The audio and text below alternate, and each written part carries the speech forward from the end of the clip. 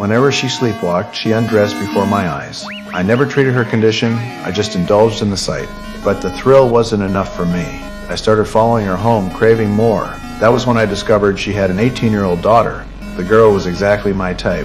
When I heard her sobbing over a breakup, my desire only deepened. That night, I slipped into her room as she slept, staring at her face. I was already plotting how to make her mine. The next day, I told her mother another sleep test was needed.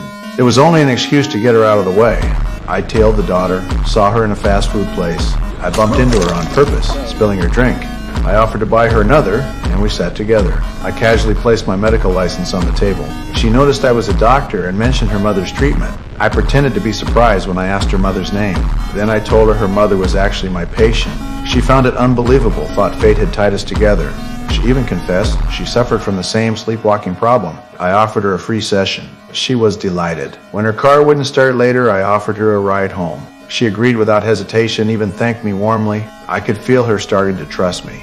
But then her ex-boyfriend showed up begging for forgiveness. Hearing his apology, she took him back. I couldn't stand it. To get rid of him, I advised her later to focus on her illness.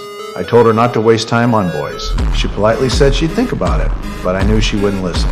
That night, I waited for her to sleepwalk. When she wandered outside, I used her phone to text the boy. He thought she wanted something exciting. He realized too late she was sleepwalking. I pushed him down the stairs without hesitation. To be sure, I stomped on him hard. The next morning, police came knocking at her door. Her boyfriend was dead.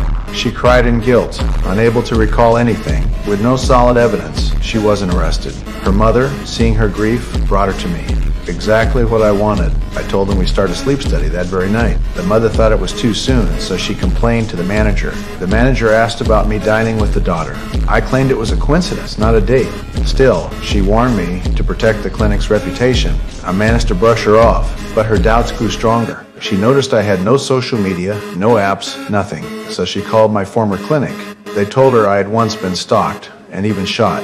A bullet had left a scar on my left shoulder. She remembered that and later touched my shoulder during rounds, but there was no scar. She realized something was wrong. She requested a photo from my former clinic. She didn't know her little test had already made me suspicious. Soon she received the email.